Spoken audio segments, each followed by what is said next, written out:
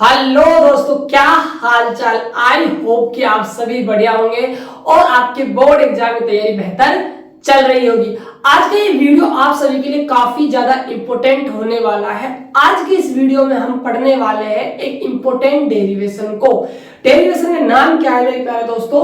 आज हम पढ़ेंगे अपवहन वेग और विद्युत धारा में संबंध।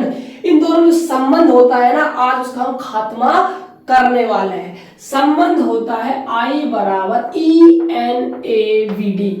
E होता है इलेक्ट्रॉन का आवेश, N होता है एकांक आयतन में उपस्थित मुक्त इलेक्ट्रॉन, A होता है अनुप्रस्थ काट का क्षेत्रफल, VD होता है अपवहन वेग। आज हम ये प्रूफ देखने वाले हैं। आप सभी बच्चे इस वीडियो को पूरा देखिए, गारंटी कि सीधा दिमाग में जाएगा। देखिए क्या करना है। सबसे पहले आपको यहां लिखना है सिद्ध। हम क्या कर रहे हैं? प्रूफ कर रहे हैं। आपको एक चालक तार लेना है और उस चालक तार जो लंबाई है वो कितनी माननी है? L है। और इस चालक के अंदर क्या मौजूद है? मुक्त इलेक्ट्रॉन मौजूद है। इस चालक को कनेक्ट कर देना है एक बैटरी से और एक कुंजी से। तो बैटरी का ये प्लस सिरा है तो ये वाला क्या हो गया? प्लस सिरा हो गया। ये माइनस सिरा है तो ये माइनस वाला सिरा हो गया। मैंने आप सभी को चालक का व्यवहार पढ़ाया था, अपवहन वेग मैंने आपको पढ़ा दिया है। अपवहन वेग क्या होता है? जब किसी चालक को विद्युत क्षेत्र की उपस्थिति में रखा जाता है तो चालक के अंदर उपस्थित जो मुक्त इलेक्ट्रॉन वेग है वो जिस औसत वेग से गति करते हैं उस वेग को कहते हैं अपवहन वेग। और इलेक्ट्रॉन जो गति करता है वो हमेशा माइनस से प्लस की ओर भागता है, गति करता है।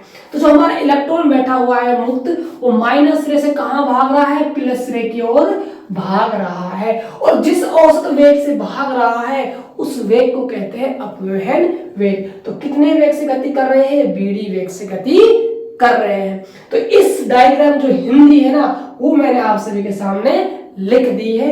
क्या है? पढ़ के सुनाता हूं। चित्रानुसार एक L लंबाई के चालक तार को प्रदर्शित किया गया है। जी हाँ, बिल्कुल किया गया है। जिसके अनुप्रस्थ काट का क्षेत्रफल कितना है बाबू? A है। यार ये अनुप्रस्थ काट के क्षेत्रफल की क्या समस्या है, इसको भी थोड़ा सा मैं बता देता हूँ। देखिए अनुप्रस्थ काट के क्षेत्रफल से मतलब है, मान लीजिए मेरे हाथ में मार्कर है तो मार्कर का जो ये वाला जो सिरा है ना, इसकी जो मोटाई आपको नजर आ रही है इसको कहते हैं अनुप्रस्थ काट का क्षेत्रफल। जो मैंने क्या माना हुआ है? A माना हुआ है। ये लाइन मत पढ़ना, अभी मत पढ़ना, दिक्कत आ जाएगी। पहले समझो कंसेप्ट क्या चलने वाला है। देखो आपको I बराबर E/NA/VD निकालना है, मतलब I के बराबर है फॉर्मूला। इतना समझ में आ गया। देखो I क्या है? आपके वो गुरुजी विद्युत धारा है। जी हाँ बिल्कुल है। विद्युत धारा का फॉर्मूला क्या होता है? आपके होगा Q/T होता है। बिल्कुल होता है। तो ये आपका Q/T हो जाएगा। अब सुनना ध्यान से। T तो है समय, Q है चालक का कुल आवेश। समझना, किसी को बताना मत। यदि आप कुल आवेश निकाल लेते हो ना प्यारे बच्चों तो ये फॉर्मूला जो है आपका वो बन जाता है। यहां आपके दिमाग की बत्ती जल जानी चाहिए। तो मेहनत करनी है हमको कुल आवेश निकालने के लिए। तो सुनना, कुल आवेश को निकालने के लिए आपको सबसे पहले क्या करना है? आपको लिखना है माना चालक के एकांक आयतन में उपस्थित इलेक्ट्रॉनों की संख्या कितनी है? N है। ये एकांक आयतन क्या लफड़ा है इसको भी मैं समझा देता हूं। देखो एकांक आयतन का मतलब होता है 1 सेंटीमीटर लंबाई, 1 सेंटीमीटर चौड़ाई और 1 सेंटीमीटर ऊंचाई का जो एरिया बना है ना, जो आयतन बना है उसमें कितने इलेक्ट्रॉन मौजूद है वो मैंने क्या मान लिया? N मान लिया। बात समझ में आ गई होगी। हमें निकालना है चालक का कुल आवेश। तो देखो ये तो एकांक आयतन में इलेक्ट्रॉनों की संख्या है, तो पहले हमें क्या निकालना पड़ेगा? चालक का कुल आयतन। देखो ध्यान से, इस बात को मैं दोबारा से लिख देता हूं। चालक के एकांक आयतन में इलेक्ट्रॉन कितने माने हमने? N माने। अब क्या देखेंगे? चालक का कुल आयतन। देखिए ध्यान से, चालक का कुल आयतन। देखो जो आयतन होता है ना वो 3 डायमेंशन का क्या होता है, मल्टीप्लाई होता है, लंबाई चौड़ाई ऊंचाई आती है काम में। अब यहाँ तो कैसे निकाले आयतन, ये बड़ी समस्या है सबके सामने।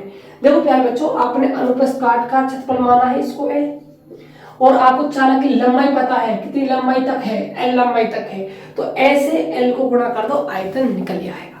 तो आयतन हो जाएगा a गुणा में l, ये आ गया आयतन।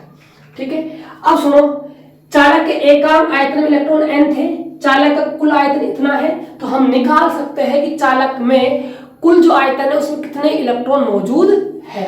तो देखिए, चालक में उपस्थित कुल इलेक्ट्रॉन, तो एकांक में n थे, कुल की बात कर रहे हो तो n से मल्टीप्लाई कर दीजिए। बच्चों वही कंसेप्ट है, देखो मैं आप सभी को बताऊं, आप सभी ने छोटी क्लास में पढ़ा होगा। मान लीजिए एक पेन की जो कीमत है वो 5 रुपए है, राइट। 5 पेन की कीमत निकालनी है मुझे, तो आप क्या कहोगे, गुरुजी 25 रुपए हो जाए। मतलब आपने क्या किया, 5 को 5 से मल्टीप्लाई कर दिया, पेनों की संख्या को मूल्य से आपने मल्टीप्लाई कर दिया। इसी प्रकार एकांक आयतन इतने हैं, कुल आयतन का निकालना है तो n से मल्टीप्लाई कर दिया। ये तो अभी इलेक्ट्रॉनों की संख्या आई है, हमें तो क्या निकालना है, कुल आवेश। और देखो चालक है ना, उसके अंदर कौन विराजमान है, आप कहो गुरुजी इलेक्ट्रॉन विराजमान है, तो क्यों ना यार इलेक्ट्रॉन के आवेश से गुणा कर दिया जाए, कुल आवेश निकल कर आ जाएगा। देखो आपको लिख रहा है चालक में उपस्थित इलेक्ट्रॉन का आवेश। पहले तो आपको इलेक्ट्रॉन का आवेश लिखना पड़ेगा। तो बताइए इलेक्ट्रॉन का आवेश कितना होता है, आप कहोगे गुरुजी इलेक्ट्रॉन का आवेश को तो हम ई से प्रेजेंट करते हैं, तो एक इलेक्ट्रॉन का आवेश ई है, ठीक है, और कुल इलेक्ट्रॉन कितने हैं, NaL है, तो इनका कुल आवेश कितना आएगा, ई से गुणा कर देंगे, कुल आवेश निकल कर आ जाएगा। लिखता हूं इस बात को, चालक का कुल आवेश, तो प्यारे बच्चों कुल आवेश हो जाएगा ENaL। बात समझ में आ गई होगी। आपने कुल आवेश निकाल लिया, मतलब आपने Q को निकाल दिया है।